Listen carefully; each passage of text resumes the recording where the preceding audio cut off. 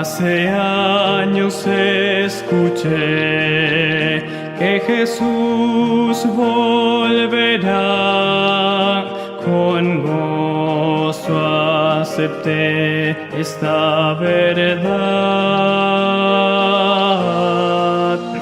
La esperanza firme está, pues ahora bien yo sé que mi Cristo muy pronto volverá.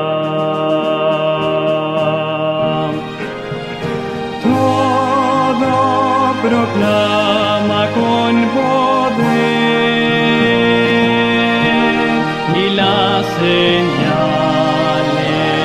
anuncian ya el fin. Atención, la vista levantad, la redención muy cerca ya está. Odio y guerras por doquier, violencia y maldad, no dudes, vendrá el buen Señor, su promesa cumplirá, por sus hijos volverá, si confiad pronto nuestro Rey vendrá.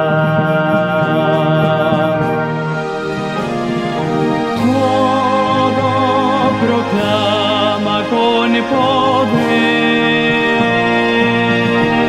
y las señales anuncian ya el fin. Atención, la vista levanta, la redención muy cerca ya está.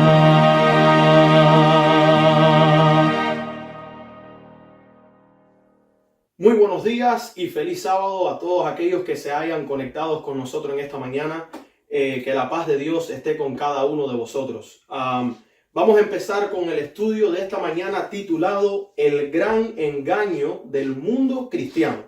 Pero antes de empezar, vamos a pedir la bendición del Padre y que su Espíritu guíe nuestras mentes y nuestros corazones para asegurarnos que las palabras que hablemos en esta mañana no sean palabras humanas, sino palabras directamente del trono de Dios.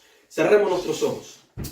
Amante Padre que estás en los cielos, te damos gracias por el estudio que tú nos has preparado, por tu palabra que nos alimenta y nos fortalece.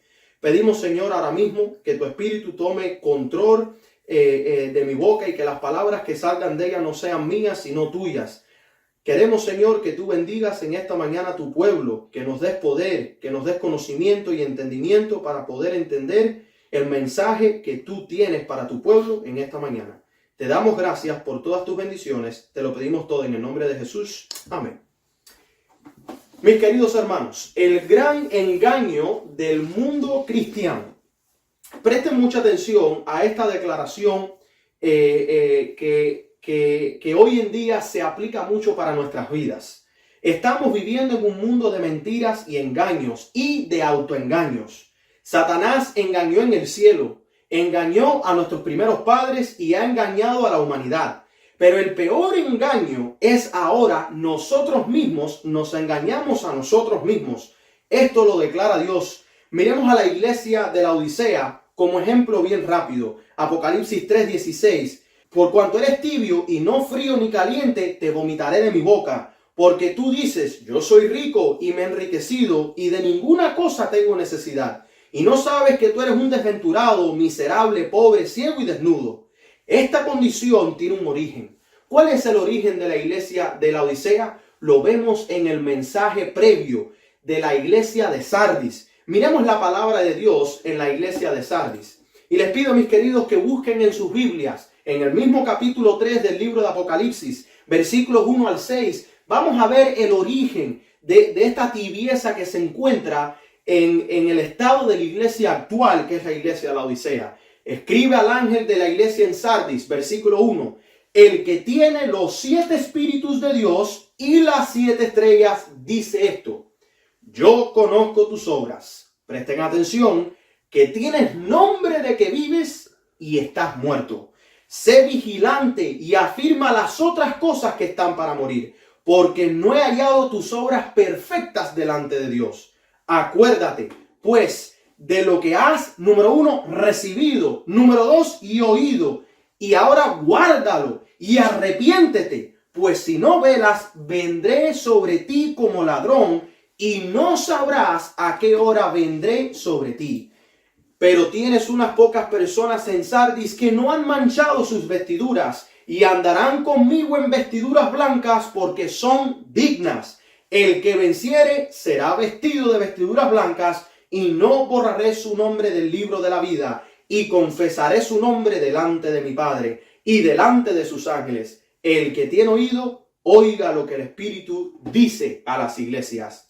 Mis queridos, la razón por la cual el mensaje de Sardis es tan importante es porque nosotros podemos ver que el mensaje de Sardis se aplica al periodo profético de la iglesia reformante. Fue un periodo después que la iglesia católica obtuvo su máximo poder en su máxima jerarquía, y ahora un pequeño grupo que se mantuvo fiel a escudriñar las escrituras empezó a descubrir las gemas que esconde la palabra, los tesoros que tiene escondido la palabra, el evangelio eterno, el evangelio de Cristo. Esto había sido tapado bajo tradiciones y bajo dogmas y doctrinas falsas. ¿Para qué? Para aumentar las necesidades de las personas de buscar algo que les diera paz. Pero ahí es donde aparece la iglesia católica, y en vez de brindarles paz, lo que les brinda es ¿qué cosa? Un infierno. Lo que les brinda es un miedo. Lo que les brinda es un Dios tirano. Pero mis queridos, la palabra siempre se mantuvo presente durante la historia del hombre, y siempre en la humanidad ha habido un pequeño remanente. Por eso en esta mañana queremos averiguar, número 1, por qué es que la iglesia de Sardis, que se aplica a muchos cristianos hoy en día, tiene nombre de que vive pero está muerto. Dios le dice que sea vigilante y que afirme las otras cosas que están por morir, porque sus obras no son perfectas delante de él. Queremos saber por qué es que Dios les dice que guarden, que se acuerden primeramente lo que han recibido, y segundo, que han oído, y que lo guarden, pero que se arrepienten. Pues si no velan, él vendrá sobre ellos como ladrón, y ellos no lo sabrán.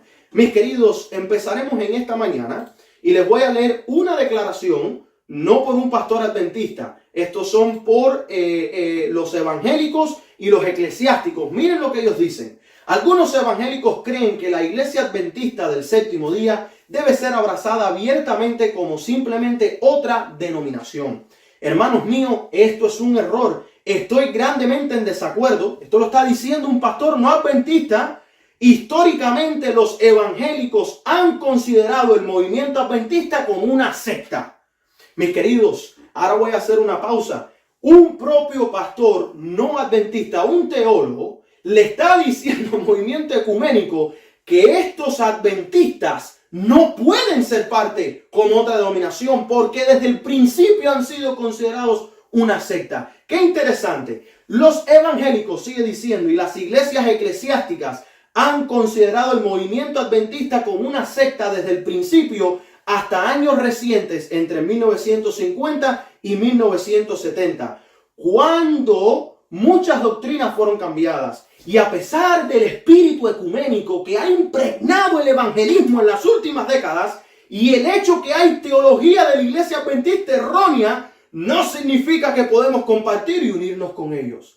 Este famoso movimiento ecuménico que ha unido al mundo cristiano bajo una sola casa, bajo unas cuantas doctrinas que las unen a todas, yo tengo una pregunta. ¿Cuáles son cosas ecuménicas que vemos dentro de la iglesia adventista hoy en día?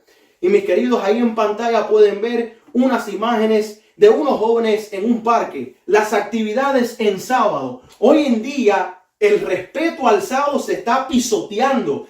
El mensaje adventista de levantar el sábado por encima de todo ha sido completamente masacrado. Es interesante ver ahí a la imagen a mano derecha, como ven, un grupo de jóvenes rockeros cristianos. La música moderna ahora se está metiendo dentro de las iglesias adventistas.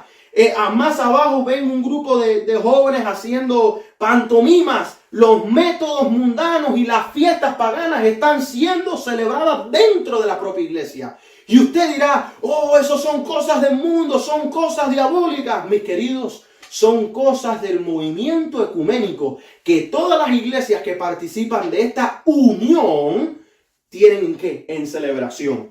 Pero vamos a seguir más adelante. Les tengo dos preguntas más. ¿Estamos llamados nosotros para unirnos con las demás iglesias? ¿Ellos tendrán la misma misión que nosotros? La iglesia de Sardis es una iglesia especial, igual que al resto, pero es especial porque Dios le da un mensaje que yo estoy viendo cumplirse hoy en día al 100% de una forma inimaginable. Nunca me imaginé que iba a suceder de esta forma. Número uno, le está diciendo que se arrepiente, le está diciendo que guarde lo que le ha sido entregado y le está diciendo de que no se olvide, ¿cómo empieza el cuarto mandamiento? Recuerda el día del sábado. O sea, hay un mensaje que Dios le dio a los reformadores que por alguna razón Él les está diciendo que no se olviden de Él. No obstante, para contestar nuestra pregunta en esta mañana, ¿estamos llamados para unirnos con las demás iglesias? ¿Ellos tendrán la misma misión que nosotros? Vamos a ir al libro Los Hechos de los Apóstoles, escrito por la hermana White. Miren lo que Dios ha revelado. En nuestros días debemos sostener firmemente este principio. El estandarte de la verdad y de la libertad religiosa, sostenido en alto por los fundadores de la iglesia evangélica y por los testigos de Dios durante los siglos, que desde entonces ha pasado, ha sido para este último conflicto confiado en nuestras manos. Así que voy a hacer una pequeña pausa. Tienen la misma misión, ellos la empezaron, pero ahora la responsabilidad cae bajo nuestras manos. Sigue diciendo el Señor, la responsabilidad de este gran don descansa sobre aquellos a quienes Dios ha bendecido con un conocimiento de su palabra. Hemos de recibir esta palabra como autoridad suprema. Hemos de reconocer los gobiernos humanos como instituciones ordenadas por Dios mismo y enseñar la obediencia a ellos como un deber sagrado dentro de su legítima esfera, pero cuando sus demandas estén en pugna con las de Dios, hemos de obedecer a Dios antes de que a los hombres. La palabra de Dios debe ser reconocida sobre toda otra legislación humana. Aún así dice Jehová, no ha de ser puesto a un lado, por aún así dice la iglesia, o aún dice el Estado. La corona de Cristo ha de ser elevada por sobre las diademas de los potentodes terrenales. Mis queridos, fue bien claro. Dios entregó una responsabilidad a esos reformadores que se levantaron en contra de la Iglesia Católica, de sus mentiras y falsas doctrinas, pero ahora esa responsabilidad ha sido puesta en nuestras manos. ¿Les vas a ser tú fiel a este llamado? Y para responder la primera pregunta, ¿debemos de unirnos? Bueno, mis queridos, vamos a sacar algunas notas de la iglesia de Sardis. Sardis significa lo que permanece. Proféticamente, Sardis es representada en la iglesia desde aproximadamente 1500 hasta 1798. Se reconoce primordialmente por Lutero y sus 95 tesis. Durante el esplendor inicial de la Reforma, se expusieron muchos errores de la Edad Media. ¿Ok? Sigue diciendo, redescubrieron muchas verdades antiguas, tales como la justificación por la fe, la Biblia como única regla de fe y doctrina, y Cristo como único mediador entre Dios y el hombre. Estas verdades, al ser descubiertas, abrieron las puertas para estudiar más profundo las Escrituras. La Reforma al principio estaba arraigada en Cristo. Es el Evangelio de Cristo el que sacó a los reformadores de la oscuridad espiritual pagana que casi había extinguido la llama del cristianismo fideligno en su tiempo. Mis queridos, ¿por qué la iglesia de Sardis tiene nombre de que vives, pero estás muerto? Lamentablemente, fíjense ustedes, este fervor inicial fue reemplazado gradualmente por formalidades a medida que la comunidad y el Estado aceptaban las nuevas iglesias. A pesar de las heroicas contribuciones de los líderes protestantes individuales como Martín Lutero, John Wesley, Roger Williams, el ímpetu de la reforma no duró. A medida que los fervientes pioneros de cada movimiento de reforma desaparecieron de la escena, el movimiento perdió su fervor y se volvió espiritualmente frío y débil hasta que murió. La Europa protestante y los Estados Unidos a mediados del siglo XVIII se habían sentido cómodos con la religión formal y desprovista de espiritualidad. Mis queridos, lo que Dios empezó en un pueblo remanente, después el diablo lo tornó en algo muy malo. Pararon de estudiar las escrituras, pararon de averiguar más, pararon de indagar, pararon de orar, pararon de reunirse horas largas en la noche de estudiar. Ahora, la iglesia de Sardis continúa con su mensaje: retén lo que te he dado y arrepiéntete. La iglesia pretendía estar espiritualmente viva y reformada, como si viviera de la gloria del pasado, pero en realidad estaba muerta. El Señor tenía la intención de que la reforma continuara hasta que se restaurara el evangelio puro, pero los seguidores de los reformadores se negaron a avanzar más allá de las verdades que sus líderes habían descubierto. La incapacidad de las diversas facciones reformistas para encontrar la unidad basada en la palabra también condujo a la formación de numerosas denominaciones, cada una de las cuales adoptó el credo de sus fundadores. La gran obra de reforma se tambaló, incluso dio lugar a amargas luchas internas. Y yo no sé ustedes, mis queridos, pero yo muchas veces he escuchado personas decirme: bueno, si la palabra de Dios es una y solamente tiene una interpretación que es a través de Dios, ¿por qué existen tantas denominaciones? Mis queridos, el diablo no es bobo. Él se dio cuenta que cuando los reformadores empezaron a estudiar la palabra, empezaron a descubrir el evangelio, la gracia de Cristo, la justificación por la fe, los 10 mandamientos, la verdad del sábado, la segunda venida, todas estas cosas los reformadores poco a poco las fueron descubriendo, y el diablo se dio cuenta que la obra que Dios había empezado, él no la podía detener.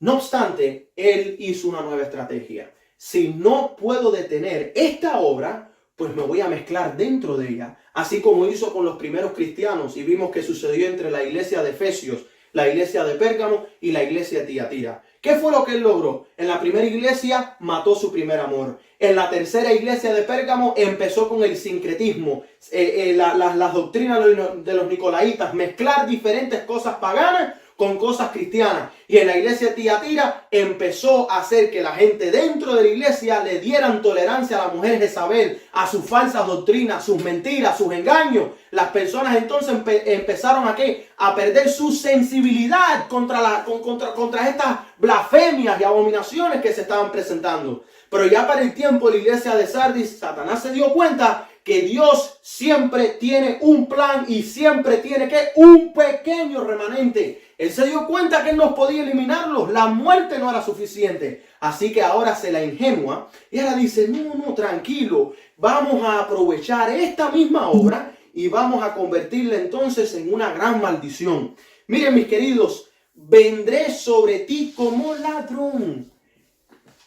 ¿Cómo fue que Satanás convirtió la reforma en una gran maldición? Con la contrarreforma. La contrarreforma, iniciada por la Iglesia Católica Romana, erosionó gradualmente la fe en las Escrituras e incluso marcó la pauta para la tolerancia y la aceptación de las enseñanzas de Roma. La iglesia de Sardis recibió esta advertencia: por tanto, si no velas, vendré sobre ti como ladrón y no sabrás a qué hora vendré sobre ti. Más adelante hablaremos de esto. Sigamos rápido con nuestro estudio y vamos a presentar cosas que pueden ser nuevas, incómodas, pero es necesario predicar esta verdad. Satanás empezó una contrarreforma para tratar de contrarrestar la reforma que Dios había empezado. No obstante, esa reforma aún no se ha terminado, mis queridos, como muchos piensan que terminó a finales del 1700. Esa reforma sigue viva hoy en día. Esa reforma está en el pueblo adventista, en el movimiento adventista. Esa reforma se encuentra en el evangelio, se encuentra en la justificación por la fe, en la gracia de Cristo, en el sábado, en el segundo advenimiento. Se encuentra hoy en día entre nosotros. No podemos detener esta reforma. Número uno, no porque somos protestantes, porque no es que estamos en protesta, es que simplemente estamos para la verdad y solo para la verdad. Miren, mis queridos, les quiero hacer una pequeña declaración en esta mañana. Somos llamados a ser diferentes y a retener la verdad que se nos ha dado. Y por eso yo digo amén y gloria a Dios. Miren lo que dice Testimonios para la Iglesia, tomo 5. Hay que trabajar duro para desarraigar el error y la falsa doctrina de la cabeza, de tal manera que la verdad y la religión bíblicas puedan alojarse en nuestros corazones.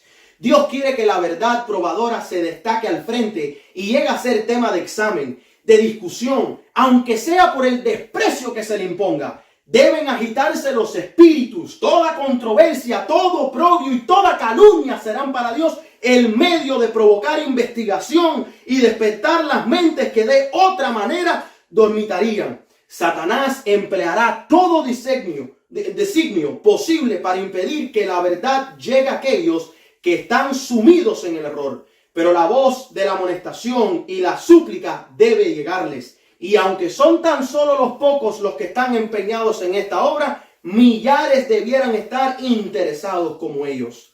Mis queridos, en esta mañana, la razón por la cual estamos compartiendo estos mensajes, yo entiendo que muchas veces pudiera ser que sonamos muy fuertes o que somos muy estrictos, pero la realidad es que Dios a todos nosotros, y te incluyo a ti en esto, especialmente a ti, te ha dado la verdad, te ha dado el espíritu profecía, te ha dado la palabra. Los reformadores crecieron sin tener una Biblia en su lengua común. Tuvieron que pasar trabajo para poder escudriñarla. Hoy en día la tenemos en nuestros celulares, en la computadora, en el internet. En todas partes puedes encontrar una Biblia. Hasta en un hotel puedes encontrar las Biblias. Y es la cosa que nosotros menos usamos, la herramienta que menos usamos.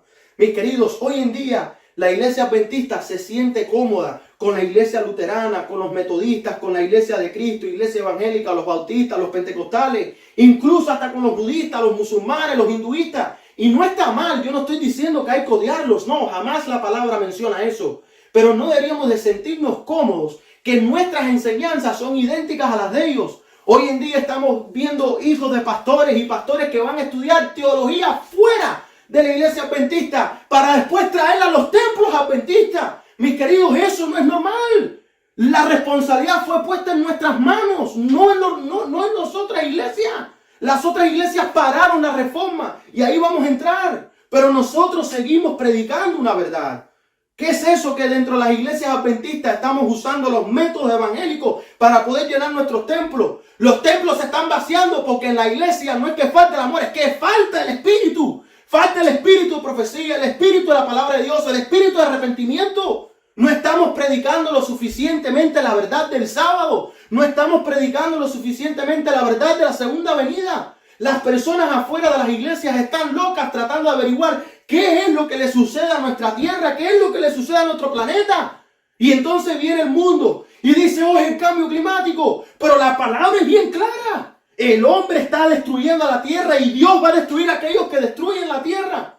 Mis queridos, ¿qué significa cuando Dios dice que vendrá como ladrón? Porque a muchos adventistas Él les vendrá como ladrón. Y tú dirás, no, pero es imposible. Las señales marcarán cuando Cristo se acerca. Sí, las señales marcarán. Pero solamente los que están estudiando la palabra, los que están escuchando y reteniendo lo que se les ha dado, son los que se van a dar cuenta. Los otros estarán dormidos.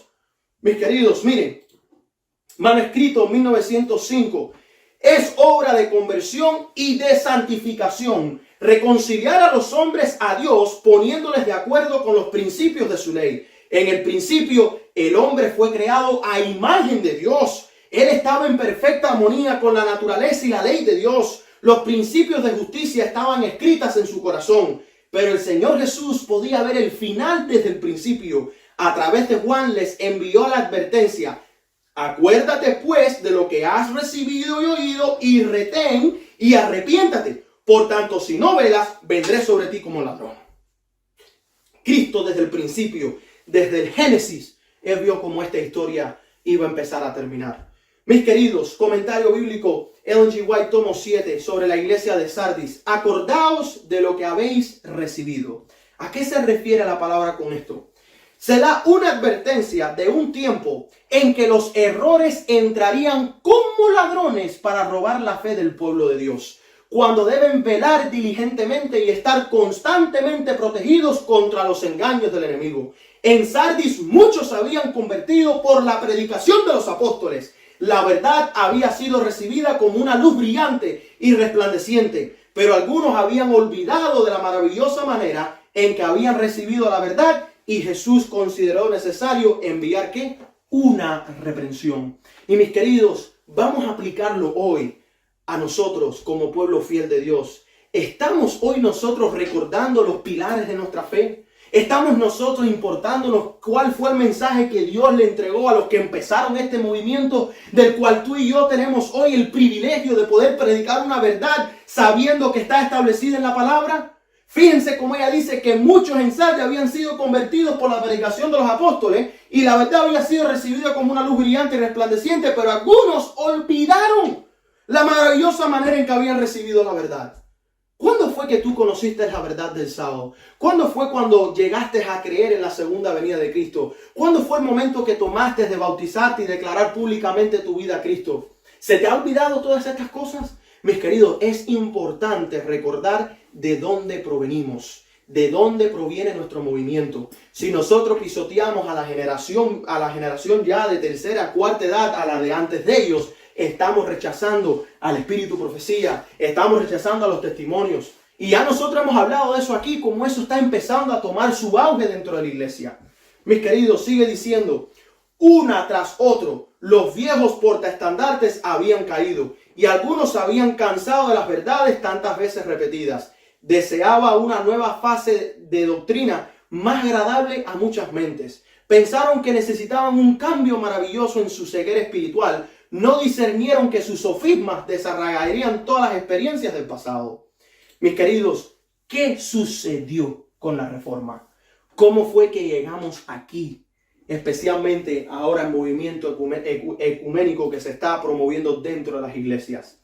Vamos a hacer una pequeña recapitulación de lo que Dios fue presentando poco a poco a través de esa reforma tan bella y preciosa, donde muchos murieron por la verdad. Número uno, empezamos con la iglesia de la Edad Oscura, que empezó poco a poco compartiendo lo que sabían de boca a boca, mientras la iglesia católica canonizaba las escrituras y las ponían todas en un libro, la Biblia, y para colmo la encadenaron. Dios obraba en su pueblo a través de su Espíritu Santo, pero la reforma se le pudiera identificar que empieza con personajes específicos. El primero que viene en la historia, por orden histórico, es el señor Pedro Baldo, el padre de los valdenses. Los oyentes se volvían pronto partes de un movimiento y estos se multiplicaban rápidamente. Se reunían en cualquier lugar, en las calles como en las casas. Como Pedro Baldo se había despojado de sus bienes a beneficio de la esperanza, no solo de salvar su alma, sino de hacer obra saludable para la cristiandad, volviendo la fe en la pureza de sus orígenes. Mientras más estudiaba Baldo las escrituras, más se preocupaba sobre ciertas doctrinas, prácticas y estructuras del gobierno de la iglesia católica. Pero los valdenses, el evangelio era para los pobres, para las personas sencillas, para todos. Y Dios no necesitaba de una iglesia para ser adorado. Ellos creían que había de vivir simples y humildes y que todo debería de sacrificarse para avanzar el evangelio. Se nos ha olvidado los sacrificios que hicieron los valdenses hoy en día. Hoy en día pensamos mucho en ¿qué? En guardar y en aumentar nuestras riquezas, ¿verdad? Pero nada para hacer sacrificios para avanzar la obra. Seguimos con John Wycliffe. Mientras tanto, Roma había exigido apoyo financiero de Inglaterra. John Wycliffe aconsejó que no se le diera apoyo a la iglesia. Argumentó que la iglesia era demasiado rica y que Cristo llamó, fíjense usted lo que él declara, Cristo llamó a sus discípulos a la pobreza, no a la riqueza. Tales opiniones metieron a Wycliffe en problemas y lo obligaron a responder por cargos de herejía. 3 meses después, el Papa emitió 5 edictos eclesiásticos contra Wycliffe, en los que fue acusado de 18 cargos y se le llamó maestro de los errores. Wycliffe siguió estudiando las escrituras y escribió más acerca de sus conflictos con las enseñanzas oficiales de la iglesia. También empezó a traducir la Biblia en inglés. Tenemos aquí los valdenses. Sacrificarlo todo para predicar el evangelio, que debería ser para todos, porque los católicos dicen que no, que el común no podía ni siquiera tocar la Biblia. Tocar la Biblia para el común, eso era grande. Pero aquí ahora tenemos a Wycliffe, que para colmo, el hecho que la iglesia recopilaba mucho dinero, para él lo consideraba pecado. El dinero era para ayudar a avanzar la obra, aparte de que la Biblia debería de ser accedida hasta por el más pobre. Él predicó mucho en contra de la unión de iglesia con Estado. La iglesia de Dios no debería de tener negocios con ningún gobierno en absoluto. Fíjense, mis queridos, estos son los padres de la reforma. Estos son los padres de la reforma, y a muchos de nosotros se nos ha olvidado de dónde es que provienen todas estas ideas falsas. No provienen de la reforma. La reforma estuvo bien clara, porque la reforma la estuvo dirigiendo el Señor. Y poco a poco Él fue dando la luz que necesitaba dar para que su pueblo, el último pueblo, y lo vamos a ver ahora con el santuario, el último pueblo tuviera ya la verdad completica para presentarla a través del mensaje del tercer ángel. Pero ahí vamos a llegar, Vamos a seguir adelante. Tenemos a John Hus. Prontamente empezó a predicar sermones violentos, lo describe la historia, en contra de la iniquidad rampante del clero, lo que lo llevó a ser reportado al arzobispo. Mientras Hus leía las escrituras y veía a los papas de su época abusar de su poder, concluyó que la autoridad papal no era final. Su entendimiento de la autoridad final de las escrituras fue encendido en la medida que él leía las obras condenadas de John Wycliffe. Argumentó firmemente contra las indulgencias, abogó porque se sirviera tanto el pan como el vino en la comunión, o sea, en lo que es la Santa Cena, y predicó el lenguaje común en vez de latín. Para Hus, las predicaciones deberían definitivamente no ser en latín, sino los lenguajes comunes. Debería de celebrarse la Pascua, especialmente en la que Cristo instituyó, la única fiesta que Él cambió y la más importante, a predicar en contra de las indulgencias. Eso conllevó entonces a dos personajes, Ulrich Zwinglio y también a Lutero. Ya esto es entre 1540 en adelante. Ulrich comenzó a predicar ideas sobre la reforma de la Iglesia Católica. Atacó la costumbre de ayunar durante la Cuaresma. Zwinglio predicó y notó la corrupción en la jerarquía eclesiástica, promovió el matrimonio clerical y atacó el uso de imágenes en los lugares de culto. También se enfrentó a los anabaptistas, lo que resultó en su persecución. Básicamente, el matrimonio, no adorar a las imágenes, atacó las costumbres paganas dentro de la Iglesia Católica. Y junto a Lutero, él se levantó a declarar lo que nosotros hoy en día conocemos como 95 tesis, pero fue Lutero quien las presentó todas completicas y se las presentó ahí a la Iglesia Católica. En esa iglesia enfrentó a la Iglesia Católica, declaró las 95 tesis. Lutero luchó legalmente contra el papado y Dios le dio un aliado importante en la historia, el príncipe Federico de Sajonia, quien lo escondió, lo cuidó y le dio los recursos para traducir la Biblia. Lutero no solamente luchó, pero enseñó la gracia de Cristo, la justificación por la fe, predicó en contra de las indulgencias, predicó en contra de la opresión católica y de las manos ensangrentadas de la Iglesia Católica. Mis queridos, para terminar en esta mañana con esta parte de la clase de lección de historia que estoy compartiendo con ustedes, tenemos a Juan Calvino y a John Knox, que fueron más o menos ahí contemporáneos. John Knox ayudó a escribir la Nueva Confesión de Fe y el orden eclesiástico para la Iglesia Reformada recién creada. En Ginebra conoció a Juan Calvino, de quien obtuvo experiencia y conocimiento de teología reformada y política presbiteriana. Mis queridos, aquí en pantalla, perdonen que está en inglés, esto no lo he creado yo, esto es por una serie que se llama GPS, la última película por el pastor Ivor Myers. Muy bueno, pastor adventista, les recomiendo mucho que escuchen su serie del santuario, porque recuerden que la última verdad que fue entregada a la reforma en el movimiento adventista fue la verdad del santuario, porque el santuario es la llave, el santuario es lo principal para nosotros poder descodificar las profecías bíblicas y ver el cumplimiento de la palabra de Dios en nuestras vidas. Pero yo quiero que ustedes noten, en el santuario está en forma de cruz. Cuando nosotros entramos, lo primero que vemos es donde se hacen los sacrificios. Esto representa el año 1300 con John Wycliffe, que fue perseguido como un culto. Cuando John Wycliffe empezó a enseñar sus enseñanzas, todos los que estaban antes de él, incluyendo a católicos y algunos otros reformadores que no son muy conocidos, que no hicieron mucho con la reforma, pero que no estaban de acuerdo con la Iglesia Católica, empezaron a perseguir a John Wycliffe y a sus seguidores. Fíjense, esto fue en el 1300. Ahora vamos para entre 1400 hasta más o menos 1500 a 1600 con Martín Lutero, el fundador de la Iglesia Luterana. Cuando Dios le da a él la luz de la justificación por la fe y de la gracia de Cristo, ahora él también fue perseguido como si hubieran sido una secta, como si hubieran sido un culto. Y los empezaron a perseguir. ¿Quiénes? Los que creían en Wycliffe y los que estaban antes de Wycliffe. Pero ahora fíjense, Lutero está en el lavacro representa el bautismo en el santuario. Vamos ahora hacia el tercer mueble dentro del lugar santo, o el primer mueble a mano derecha, donde estaban las dos hileras de panes, ¿verdad? Ahí encontramos número 3 a John Calvin, fundador de la iglesia presbiteriana. Pero ahora miren lo interesante de John Calvin. Cuando John Calvin empieza a presentar su calvinismo, los luteranos y los que eran seguidores de Wycliffe y la iglesia católica empiezan a perseguir ¿a qué? A Calvino por sus ideas. Y no, porque esos son unos locos, porque son un culto. Así fue como fue la reforma, mis queridos. El diablo fue poniendo ¿qué? Separación, tratando de armar guerra y silicio. No, miren esto. Vamos para el cuarto mueble, el altar de incienso, representado por John Smith y Roger Williams, los fundadores de la iglesia bautista. También fueron perseguidos. ¿Por quiénes? Por los calvinos, por los luteranos, por los mismos seguidores de Wycliffe y entonces también la iglesia católica, mis queridos.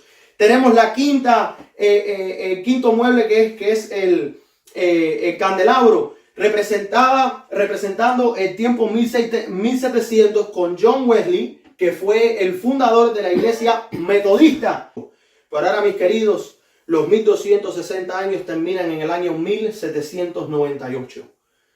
¿Supuestamente ya la profecía tiene fin? No. La profecía termina en los 2300 días. Termina en el 1843, 1844. Aparece ya el último en el lugar santísimo. Ya esta es la parte más profunda dentro del templo. Está el atrio, el lugar santo, el lugar santísimo. Ahora viene Dios con un pueblo que ha estado preparando toda la verdad de ¿qué? De la justificación por la fe, la gracia de Cristo, el evangelio, la segunda venida, la ley que se encontraba dentro del arca del pacto, dentro del lugar santísimo. Aparece el movimiento adventista por primera vez reconocido después de 1844 en el tiempo del Gran Chasco. ¿Por quiénes fueron perseguidos los adventistas? Por los bautistas, por los metodistas, por los presbiterianos, por los seguidores de Lutero, por los seguidores de Wycliffe y por la iglesia católica. Ven como cada vez que iba apareciendo una luz, los que estaban atrás los perseguían. ¿Por qué? Porque cada uno creía tener que yo soy quien tengo la razón. Yo soy quien tengo la razón. Mis queridos, la contrarreforma no solamente fue basada en persecución, también viene la ciencia. Entre 1790 y pico hasta a finales de 1800, la ciencia empezó a coger un auge y empezó a pisotear la Biblia y empezó a pisotear los escritos, que fue increíble. El ateísmo fue cuando más floreció en ese tiempo. Ahora, como resultado, ¿qué trajo la reforma? ¿Qué es toda esta reforma que Dios fue preparando para traer al pueblo adventista y entregarles la verdad? ¿Qué fue lo que trajo? Miren lo que dice el Advent Review y Sabbath Herald. Como errores fundamentales podríamos clasificar con este sábado falso el domingo, y voy a hacer una pequeña pausa. Recuerden que cuando Lutero salió, los presbiterianos, los metodistas, toda esa gente, tuvieron un montón de problemas con la iglesia católica, pero nunca se fijaron en el error de ¿qué? Del domingo. Nunca. Pero bueno, no importa, porque fue hasta el tiempo del movimiento adventista, representado en el santuario con el arca del pacto, que es donde se encuentra la ley, que se le dio el énfasis a la ley de Dios y especialmente al cuarto mandamiento. Pero bueno, miren lo que dice la cita. Como errores fundamentales podríamos clasificar con este sábado falso el domingo otros errores que los protestantes han sacado de la iglesia católica, como la aspersión para el bautismo, la Trinidad, la conciencia de los muertos y la vida eterna en la miseria. La masa que ha sostenido estos errores fundamentales sin duda lo ha hecho por ignorancia. Pero ¿puede suponerse que la iglesia de Cristo llevará consigo estos errores hasta que las escenas del juicio estallen sobre el mundo? Creemos que no. Aquí está, en el periodo de un mensaje dado justo antes de que el Hijo del Hombre tome su lugar sobre las nubes blancas, Apocalipsis 14:14, los que guardan los mandamientos de Dios y la fe de Jesús. Esta clase que vive justo antes de la segunda venida no guardará las tradiciones de los hombres, ni tendrá errores fundamentales en relación con el plan de salvación a través de Jesucristo. Y a medida que la verdadera luz brille sobre estos temas y sea rechazada por las masas, entonces la condenación vendrá sobre ellos. Cuando el verdadero día de reposo, el sábado, se presenta ante los hombres y se le insta las demandas del cuarto mandamiento y rechazan esta santa institución del Dios del cielo y elían en su lugar una institución de la bestia, fíjense ustedes lo que está diciendo, de la propia bestia, entonces se puede decir en el sentido más completo que los tales adoran a la bestia. El mensaje de advertencia del tercer ángel se da con referencia a ese periodo cuando se recibirá la marca de la bestia, un lugar del sello del Dios vivo. En lugar del sello del Dios vivo. Hora solemne y espantosa que se acerca rápidamente. Sigue diciendo 2 años más tarde el Advent Review y Sabbath Herald, febrero 7 del 1856, el misterio de la iniquidad. El misterio de la iniquidad comenzó a operar en la iglesia en los días de Pablo. Finalmente desplazó la sencillez del evangelio y corrompió la doctrina de Cristo. Y la iglesia se fue al desierto, en periodo de los 1260 años proféticos, la iglesia católica. Martín Lutero y otros reformadores se levantaron con la fuerza de Dios y con la palabra y el espíritu dieron grandes pasos en la reforma. La falla más grande que podemos encontrar en la reforma es que los reformadores dejaron de reformar. Si hubieran seguido adelante hasta dejar atrás el último vestigio del papado como la inmortalidad natural, la aspersión, la Trinidad, la observancia del domingo, la iglesia ahora estaría libre de sus errores no bíblicos. Mis queridos, sigue diciendo otra cita, sigue diciendo una cita, pero la letra de la palabra por sí sola hará este trabajo. Fíjate en la secta llamada Campbellitas, que han elegido el hermoso nombre de discípulos y que profesan seguir la palabra de la manera más estricta, pero rechazan la influencia del Espíritu Santo y los dones. Ellos tienen la verdad en muchos puntos, pero tal vez ninguna clase esté más lejos de la verdad con respecto a la ley de Dios, o que posean un espíritu más indigno del nombre, discípulo, aprendiz, que ellos. Se jactan de su conocimiento de la verdad bíblica y se envanecen como si hubieran alcanzado la cumbre misma de la verdad divina. Y voy a hacer una pequeña pausa, mis queridos. A través de ese periodo cuando la iglesia entró al desierto, fue un periodo terrible porque se quiso cambiar la divinidad de Cristo, se quiso rechazar el Espíritu Santo, se quiso rechazar la justificación por la fe, se quiso rechazar la gracia de Cristo y se enseñaron cosas, la contrarreforma enseñó cosas completamente opuestas a la palabra. Ahora, miren bien detalladamente lo que está declarando aquí el Advent Review Sabbath Herald. Miren las diferentes clases de aquellos que reciben el título de adventistas. No estamos hablando de los que se estaban proclamando ser adventistas, sino de un grupo, una clase que reciben el título de adventista. Tal vez nunca haya surgido un pueblo que haya estado más apartado de la sabiduría del hombre que aquellos. Pero perdiendo el espíritu ¿de qué?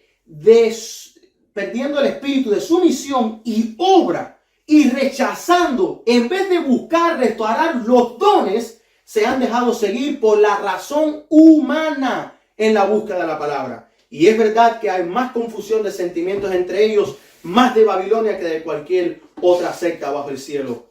Mis queridos, tenemos el curso de esto ante nosotros y el resultado de este curso hasta ahora, hablando de la reforma, ¿qué podemos esperar del resultado de tal curso en el futuro?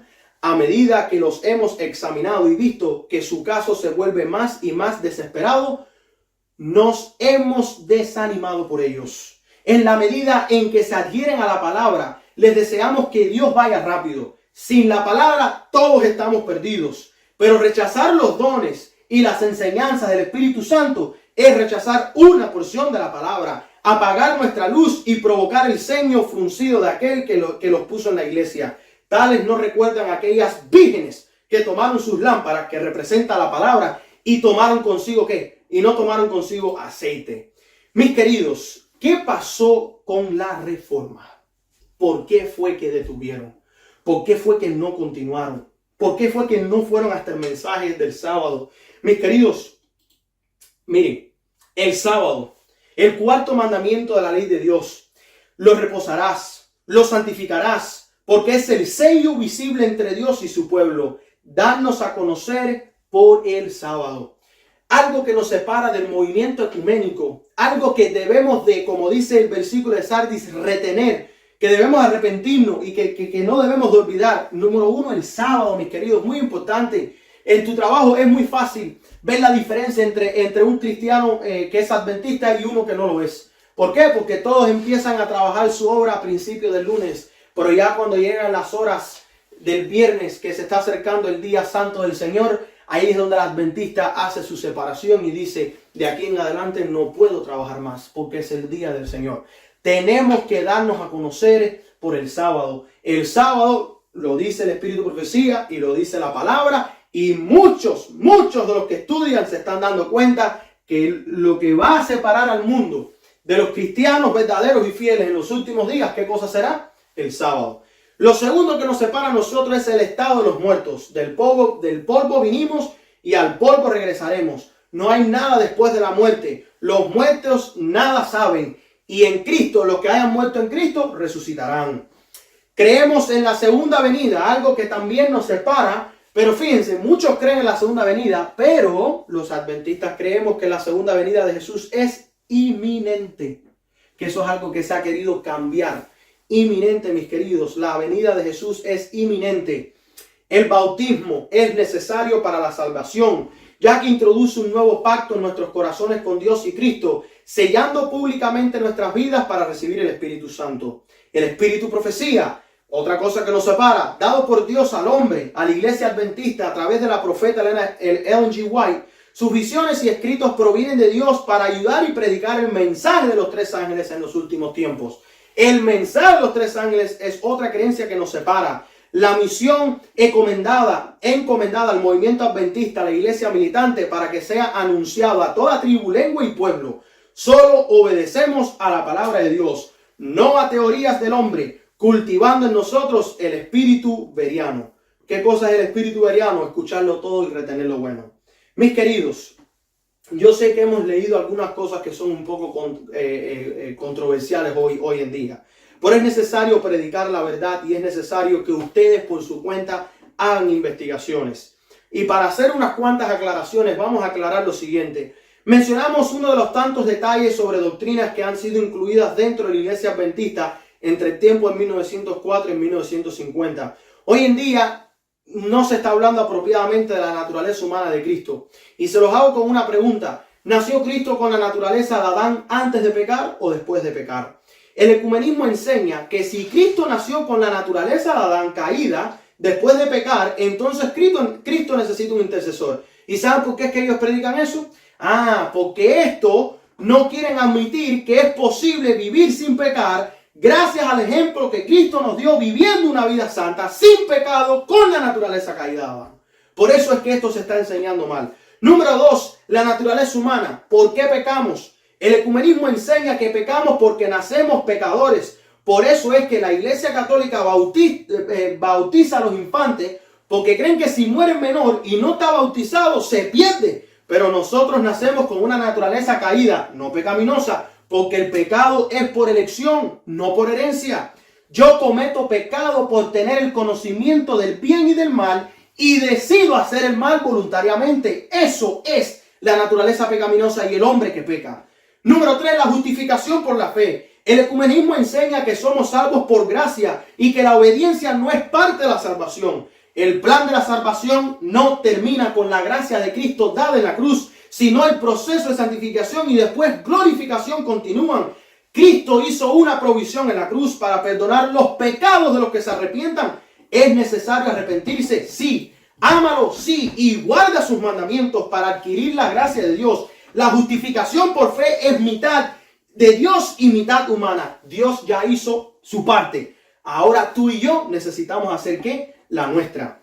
Mis queridos, terminando en esta mañana, ahí pueden ver en pantalla la imagen otra vez del santuario. Recuerden que el santuario es el mensaje que se le entregó al pueblo adventista. Recuérdenlo, eso es el mensaje que fue entregado a nosotros.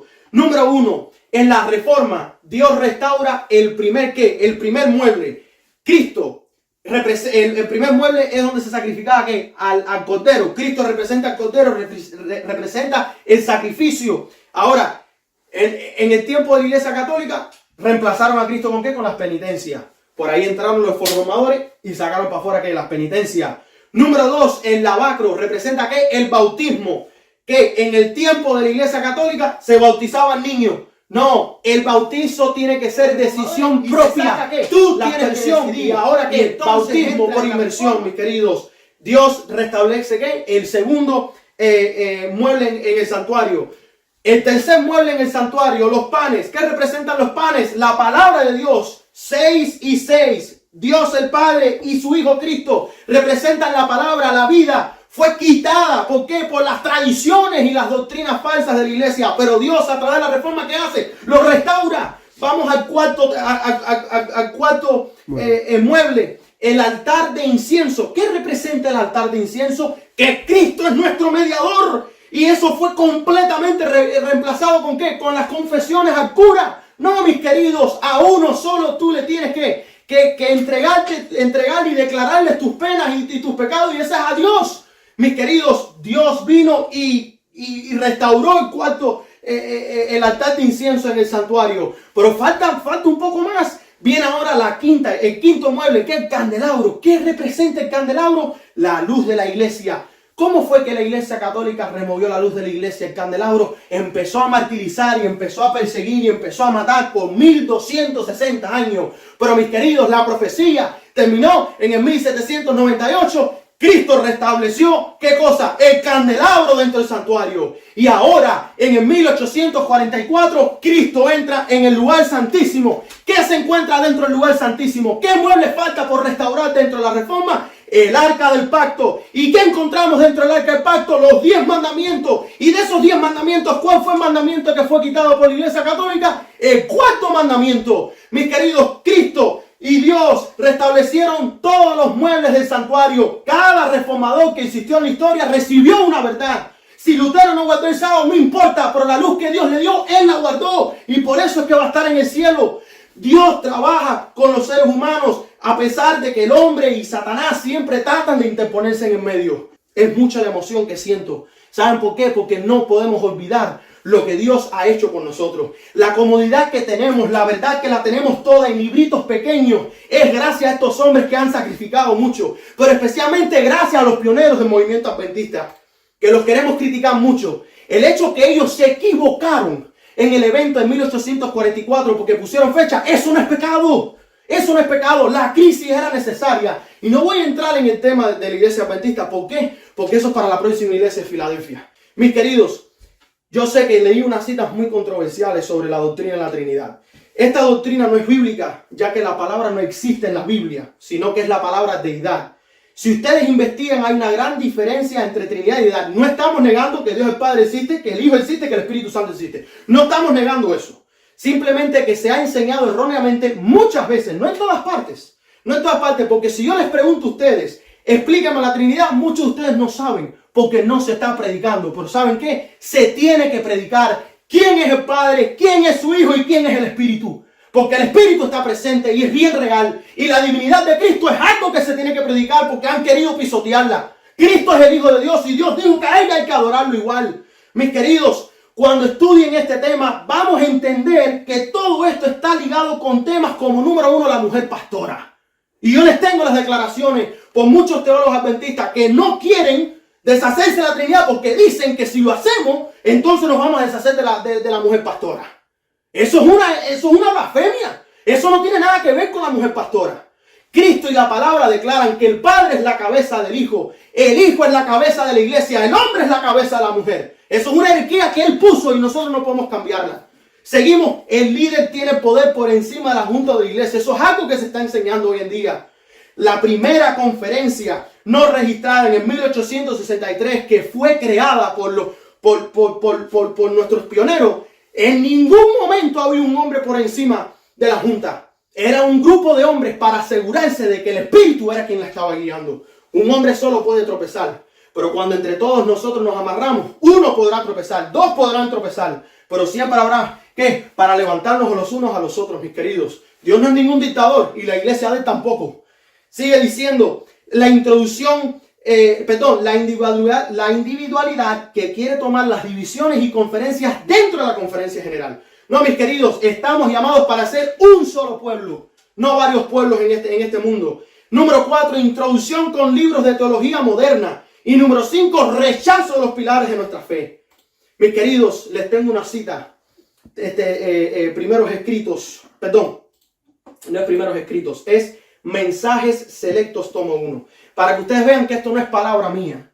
Para que ustedes vean que esto ya Dios lo vio que iba a suceder y empezó a decirle a la profeta lo que iba a pasar para que tú y yo nos preparáramos. Nuestra fe tiene que estar en la palabra. Fíjense bien lo que dice ella.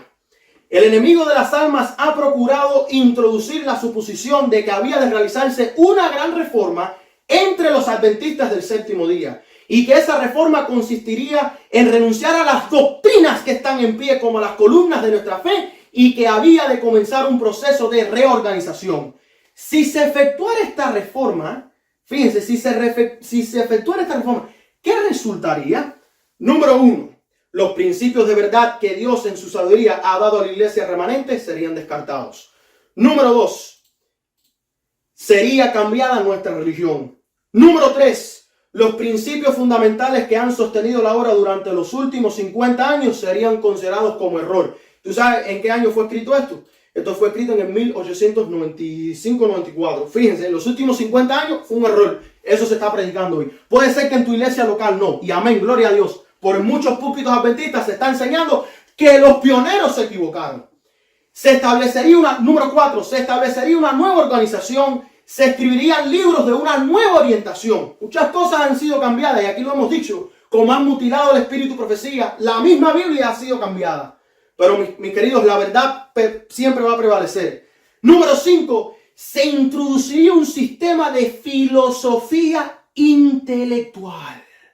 Hoy en día todo, ¿qué cosa es? Es por títulos, universidades, que citar teólogo, que citar doctor, que citar ciencia. No, mis queridos, ya esto, la profeta, Dios se lo mostró que iba a suceder. Número 6, los fundadores de ese sistema irían a las ciudades y harían una obra maravillosa. ¿Dónde es que se encuentra la mayoría de los 20 millones adventistas que existen en el mundo hoy en día? ¿Ustedes sabían que las cifras son entre el 77 al 83% se encuentran en las grandes ciudades? Cuando desde el principio los adventistas se conocían porque vivían afuera de las ciudades. ¡Ajá! Sigue diciendo, número 7, por supuesto, se tendría en poco en cuenta el sábado y también al Dios que lo creó. Hoy en día se está pisoteando el sábado. Hoy en día se está enseñando pro-evolución dentro de las iglesias. Sí. Dios creó al mundo a través de la evolución. Mis queridos, más exacta las palabras que Dios le dio a la profeta White no pueden ser. Número 8, no se permitiría que nada se interpusiera en el camino del nuevo movimiento. No voy a entrar en ese tema ahora mismo porque esto es un tema muy complicado. Pero hay frases muy feas que se han visto allá afuera, que no son frases de personas, se aclaman ser adventistas, pero no son adventistas. Número 9, los dirigentes enseñarían que la virtud es mejor que el vicio. Qué bueno. Pero, fíjense ustedes, habiendo puesto de lado a Dios, resolverían depender del poder humano que no tiene valor sin Dios. Y número 10, dice, su fundamento estaría edificado sobre la arena y la tormenta y la tempestad barrerían la estructura. Mensajes Selectos, tomo 1. Para aquellos que quieran buscarla, página 239 en el PDF y me imagino que en el libro también.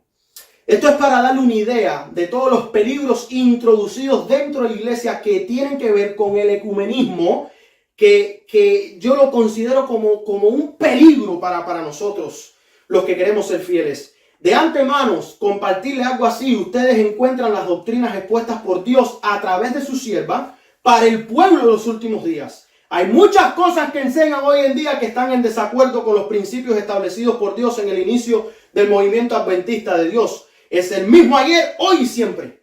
Lo mismo de 1863 debe de ser lo mismo de hoy en día. el Review and Herald 22 de octubre del 95, Satanás obtiene poder sobre la mente por medio de teorías y tradiciones falsas.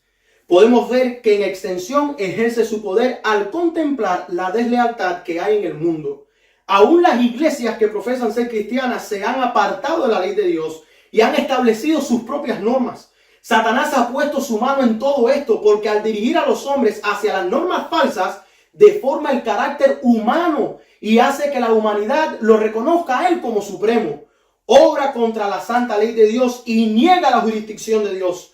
En su trono es donde tiene su origen toda obra maligna y ahí es donde recibe él su mayor apoyo. Dice Primeros Escritos, vi que no tenemos que desperdiciar tiempo escuchando fábulas.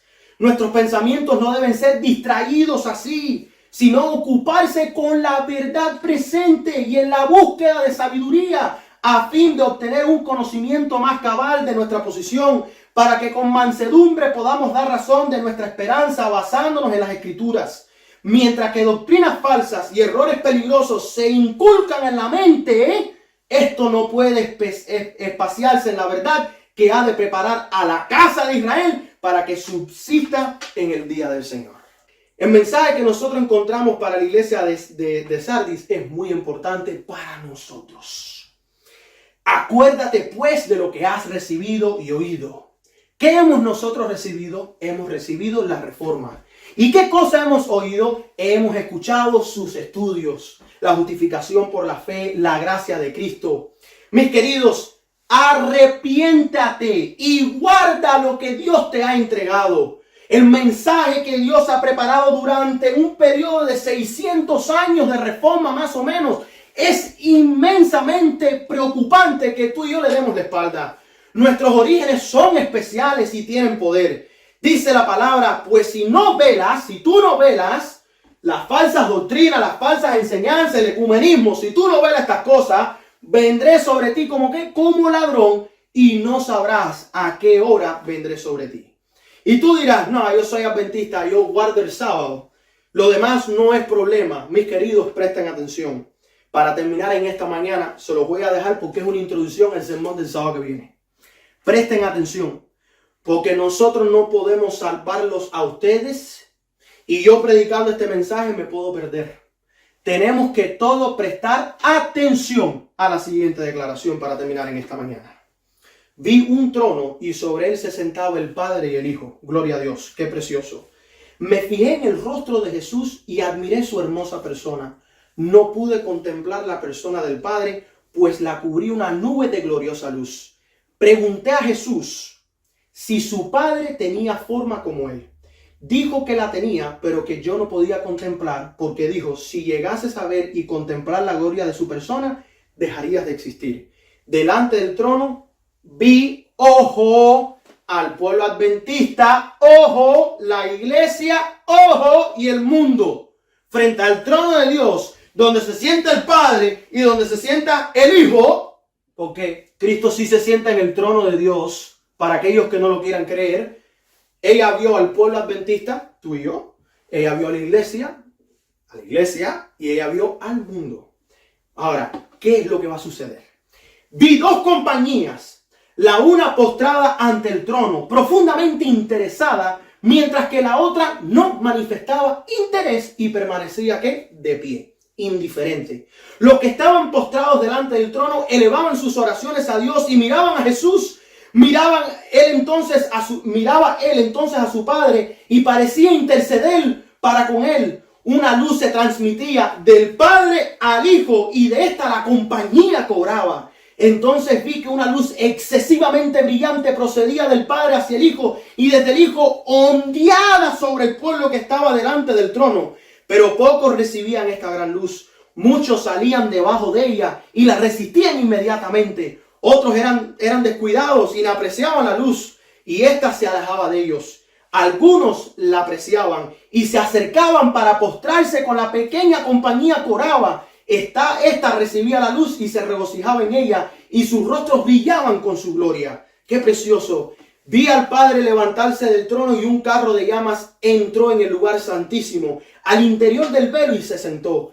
Entonces Jesús se levantó del trono y la mayoría de los que estaban, escuchen, no todos, la mayoría de los que estaban posternados se levantó con él.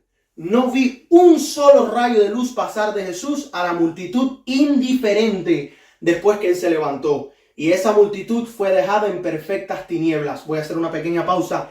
Esta multitud no es solamente el mundo. Los adventistas, la iglesia y el mundo. Y de estos tres grupos se hicieron dos bandos. Aquellos que les importaban y aquellos que eran indiferentes. Sigue diciendo ella. Los que se levantaron cuando se levantó Jesús tenían los ojos fijos en él mientras se alejaban del trono y los conducía un trecho. Alzó entonces su brazo derecho y oímos su hermosa voz decir: aguardar aquí, voy a mi Padre para recibir el reino. Mantened vuestras vestiduras inmaculadas y dentro de poco volveré de las bodas y os recibiré a mí mismo. Después de eso, un carro de nubes, cuyas ruedas eran como llamas de fuego, llegó rodeada de ángeles a donde estaba Jesús. Él entró en el carro y fue llevado al lugar santísimo, donde el Padre estaba sentado. Allí contemplé a Jesús, el gran sumo sacerdote, de pie delante del Padre. En la orla de su vestidura había una campana y una granada, luego otra campana y otra granada. Los que se levantaron con Jesús elevaban su fe hacia él en el lugar santísimo y rogaban: Padre mío, danos tu espíritu. Entonces Jesús soplaba sobre ellos el Espíritu Santo. En ese aliento había luz. Había poder y mucho amor y mucho gozo y paz. Me di vuelta para mirar a la compañía que seguía postrada delante del trono y no sabía que Jesús la había dejado. Satanás parecía estar al lado del trono, procurando llevar adelante la obra de Dios. Vi a la compañía alzar las miradas hacia el trono y orar: Padre, danos tu espíritu. Satanás soplaba entonces sobre ella una influencia impía. En ella había luz y mucho poder, pero nada de dulce amor, gozo ni paz. El objeto de Satanás era mantenerla engañada, arrastrarla hacia atrás y seducir a los hijos de Dios. Mis queridos, con esta cita y el versículo 3 de Apocalipsis 3, acuérdate pues de lo que has recibido y oído y guárdalo y arrepiéntate, pues si no velas, vendré sobre ti como ladrón y no sabrás que ahora vendré sobre ti.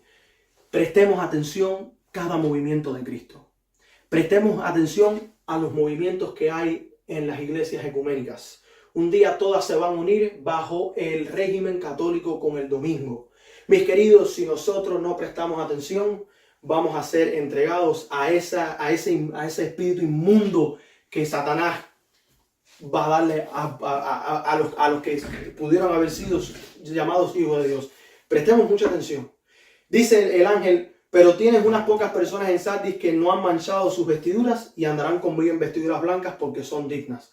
Yo quiero ser uno de esas personas dignas. Y yo espero que tú también quieras anhelar en tu corazón ser una de esas personas dignas. En los reformadores hubieron muchos que se mantuvieron fieles. ¿Te mantendrás tú fiel en estos tiempos? ¿Te mantendrás tú fiel con esta situación? Mis queridos, que Dios te bendiga grandemente. Prepárate, estudia, escudriña, pídele al Señor que te muestre la verdad. Busca las creencias fundamentales de nuestro movimiento. ¿Y cuál es nuestra misión? Nosotros somos la iglesia militante. Tenemos una misión que cumplir. No podemos hacerlo solos. Necesitamos del poder del Espíritu Santo. Necesitamos de la guía de Cristo y necesitamos la bendición del Padre Eterno. Mis queridos, se les quiere y les digo en el nombre del Señor que Dios los bendiga. Únanse conmigo para cerrar en esta mañana con unas palabras de oración. Amante Padre que estás en los cielos, gracias Señor porque tú has sido grande y tú nos has cuidado. Pedimos Señor que tú nos des de ese espíritu que tiene luz, que tiene poder, amor, paz. Queremos de ese espíritu Señor, guíanos, ayúdanos a mantenernos fieles, a no unirnos con las demás iglesias. Y si vamos a unirnos con ellos será para predicarles la verdad. Señor, pedimos que tú nos des el coraje y la valentía para poder decir tus verdades sin temer. Y si vamos a tener miedo, que sea solamente de ti, Señor. Miedo de perder nuestras almas. Pedimos, Señor, que tú seas grande con tu pueblo, que les des tu espíritu para que completen su misión de predicar el mensaje del tercer ángel, la verdad del sábado y el segundo advenimiento. Te damos muchas gracias por todo, por cada bendición que tú nos has dado, por este mensaje que tú nos has entregado. Y pedimos, Señor, que el sábado siguiente tú nos vuelvas a preparar, que vuelvas a abrir nuestras mentes y nuestros corazones para poder seguir escuchando del Espíritu y lo que el Espíritu quiere decirle a su iglesia. Te damos gracias por todo, no porque haya algún mérito en nosotros, sino solamente a través de Cristo Jesús, tu Hijo sagrado. Amén, amén y amén. Iglesia, feliz sábado y muchas bendiciones. Maranata.